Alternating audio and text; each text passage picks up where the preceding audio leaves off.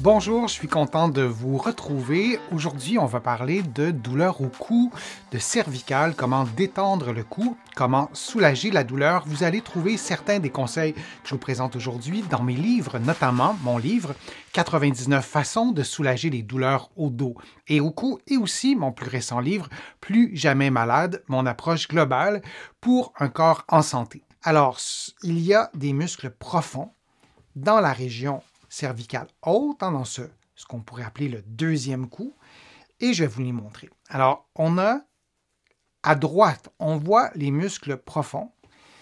Ils sont vraiment profonds. Si vous êtes en position assise et vous tentez d'aller masser ces muscles-là, je ne vous dis pas que vous n'allez pas les atteindre, mais ce n'est pas la meilleure façon de les atteindre parce que, inévitablement, vos muscles sont contractés. Vous êtes en position assise, vos muscles posturaux doivent être activés. Sur l'illustration que vous voyez, à gauche, ce sont des muscles qui sont plus superficiels. On voit le fameux trapèze. Et si on regarde de profil, là, on en voit quelques-uns. Mais évidemment, on n'a pas juste ces muscles-là. Il y a plusieurs couches de muscles par-dessus. On ne peut pas seulement masser les muscles sous-occipitaux. On doit le faire en plaçant nos doigts aussi sur des muscles qui sont moins en profondeur. Alors, c'est bien important de bien placer ses doigts. Je vais vous montrer un automassage que je fais avec une balle et je vous le montre en position assise.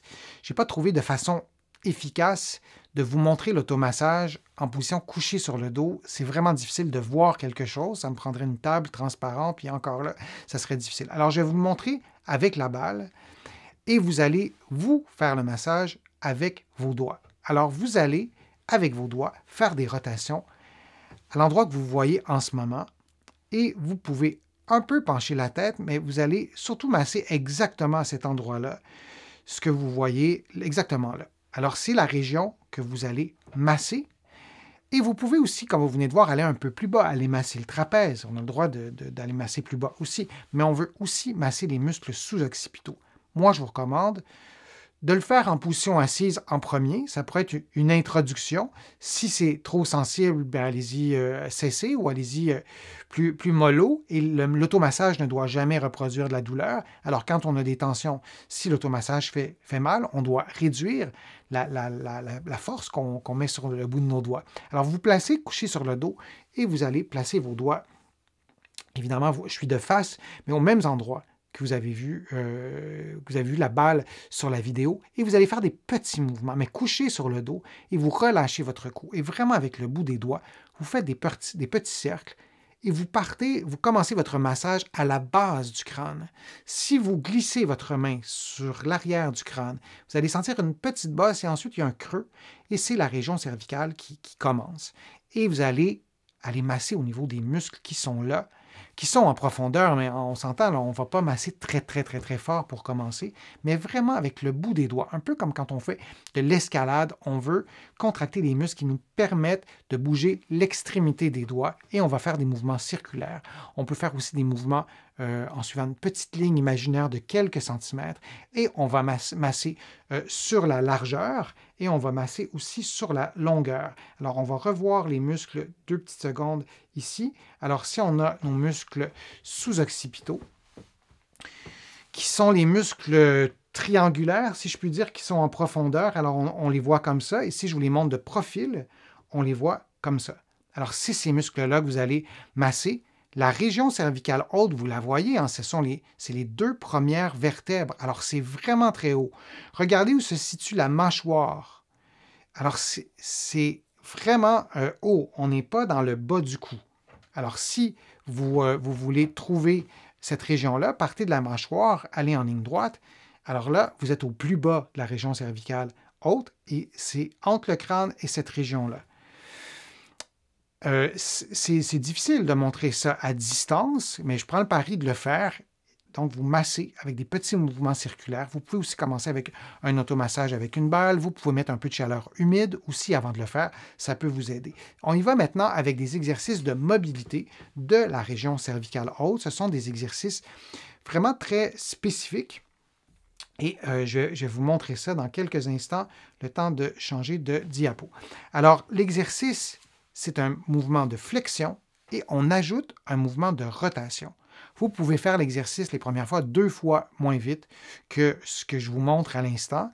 Donc, vous allez faire un mouvement de flexion et on ajoute à ça, vous le voyez, un petit mouvement de rotation vers la droite et un petit mouvement de rotation vers la gauche. On revient en position neutre et on redresse la tête.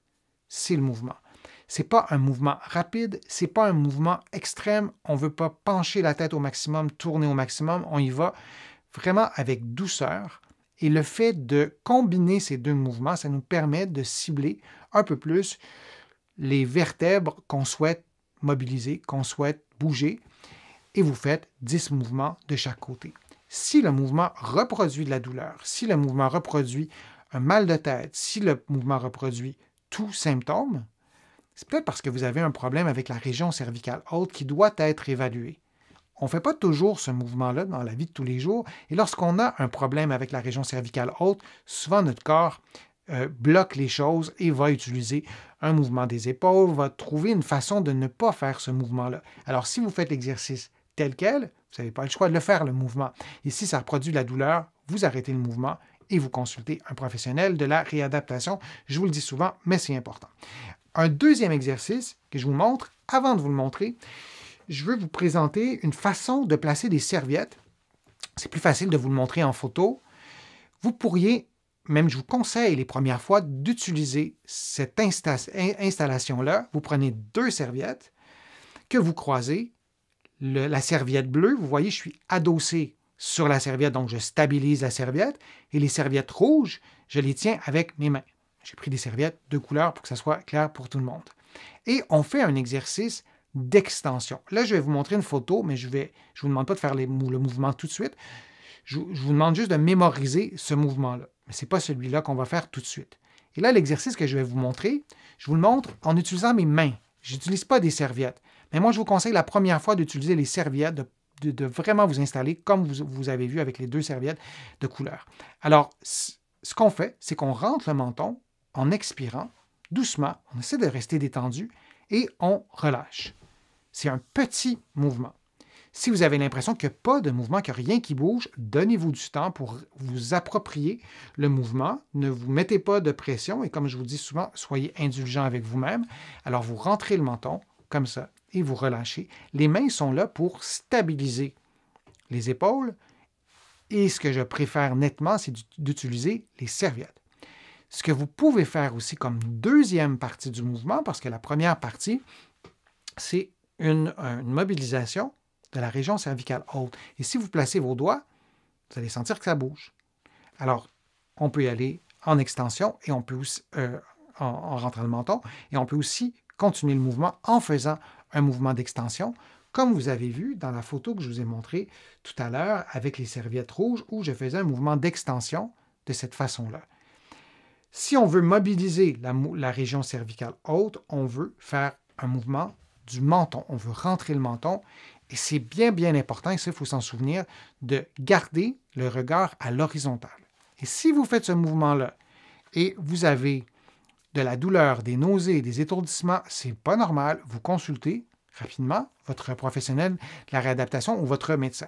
Vous faites 10 mouvements, vous relâchez, vous pouvez faire 2 séries. C'est un mouvement qui est montré aussi dans mon livre « Plus jamais malade ». C'est un mouvement qu'on peut faire dans un contexte de mal de tête, de céphalée, et attention, il faut que ça soulage. J'ai des patients qui font ce mouvement-là et ça les soulage presque automatiquement. Alors, c'est un exercice que j'aime bien. Encore une fois, il faut le faire avec, j'allais dire, précaution, être attentif aux symptômes et de s'assurer de ne pas les augmenter et de s'assurer aussi de retrouver la mobilité et notamment la mobilité de la région cervicale haute et, comme je vous l'ai dit aussi, de détendre la musculature. J'espère que mes conseils vous ont été utiles.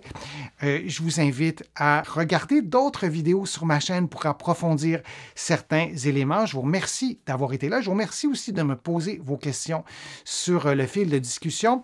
Pour ceux et celles qui souhaitent faire une contribution, je vous le dis, ces contributions sont essentielles à la poursuite de mes productions de vidéos sur YouTube.